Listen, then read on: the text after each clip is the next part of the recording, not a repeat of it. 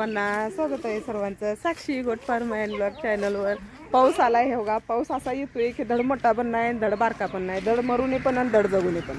असला पाऊस येतोय, नुसता रोग यायला पाऊस येतोय बघा. बारीक बुरंगट असते आणि रोग यायला नुसता पाऊस येते.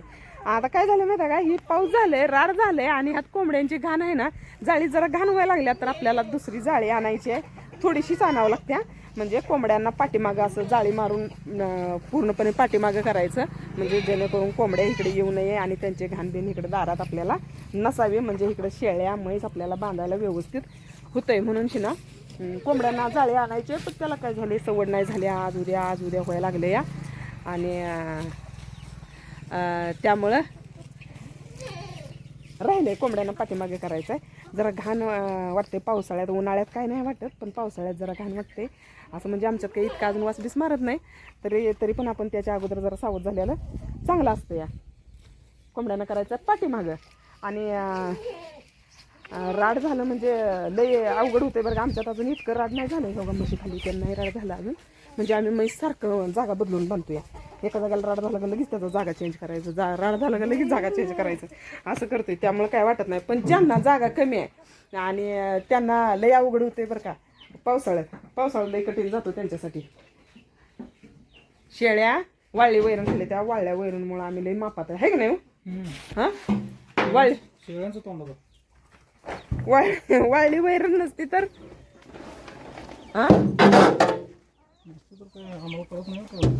वाळली वैरण नसल्यावर हाल होतंय बरं का. हाल होते. आणि काय झालं माहिती आहे का, अचानक आमच्या काल बोकडाचे कपड फुगलेलं म्हणजे बिघडलेलं. फुगलं पण नव्हतं, बिघडलं होतं. काय झालं हो त्याला, होय काय झालं तर बोकडाला असं म्हणजे मऊ होऊन बसलं होतं सकाळपासून. सकाळी पण त्याला जुलाब लागलं होतं, पण ते नंतर जुलाब पण करत नव्हतं आणि मऊ होऊन बसलं सकाळपासून. थोडीशी वैरण खाल्लं वाळलेली आणि त्याला संडासला लागलं होतं. पण मला वाटलं वाळली वैरण खाल्ल्यावर कमी येईल, पण त्याचं काही कमी आलं नाही. नंतर ना मऊ होऊन बसला, अंगावर काटा पण मारलं होतं त्याला. मग संध्याकाळी डॉक्टरांना बोलवायचं, डॉक्टर पण सुट्टी करून गेलं होतं, त्यांची सुट्टी झाली होती. मग ओपलो काय नाही ना. कुठलं औषध आणलं होतं बघूया. हा ना, तापावरचं एक आणि संडासवरची गोळी त्याला संध्याकाळी आम्ही घातली बघा. 7 वाजता घातली आणि नंतर 8:30-9 वाजता येऊन बघितलं तर एकदम असं चिकाट त्यानं पूर्ण पातळ पण नाही पूर्ण घट्ट पण नाही, असं त्यानं संडास केलं होतं. आणि त्याच्यानंतर बोकाड हाय मापात आहे, पण त्याला ताप भरपूर होता बरं का. आता हे जरा वातावरण बदललं का जनावरं आजारी पडायचं चालू होतं, त्यासाठी लसीकरण करून घ्यायला लागते. आमच्या शेळ्यांना नाही केलं का माहिती आहे का, ती लस फोडायला भरपूर शेळ्या असल्या, 20-25-30 शेळ्या असल्या तर ती लस फोडायला बरं पडते. आमच्या इथं थोड्याशा शेळ्या, त्यामुळं लस काही दिली नाही आणि त्यामुळं आमच्या शेळ्यांना असं हे प्रॉब्लेम. दुसऱ्या कोणाला नाही, एका बोकडाला झालं होतं, ते पण कमी आले. आणि त्याला सकाळी हाय आता लेंड्या टाकायला लागले, पण सकाळी आणखी मी त्याला जरा तापाचं औषध घातलं होतं आणि आता पण थोडंसं घालणार आहे, कारण त्याला थंडी वाजून ताप आहे. आता खायला चालू आहे तेव्हा त्याचं वैरण खायला लागले, पण तरी पण आणखी थोडंसं 1-5 मिली घातलं ना, उद्या सकाळपर्यंत टेन्शन नसते. म्हणून लय आजारी पडायच्या आधी आपण सावध राहिलेलं चांगलं, कारण आपल्याला ह्याच्या आधी लय मोठं खड्डं पडल्याचं आणि ते खड्डा पडायच्या आधी आपण सावध राहिलेलं चांगलं असतं. तापाचं औषध कुठलं आहे, आता आपल्याला कमेंट येते ना, तापाचं औषध कुठलं आणलं आणि तापाचं औषध कुठलं आणलं. मी तापाचं औषध दाखवते तुम्हाला. हे बघा, हे तापाचं औषध आणलेलं दिसतंय काय, नाव काय आहे हे आणलेलं तापाचं औषध. आणि हे 4 महिन्याच्या पिलाला 5 मिली पाजायचं आहे.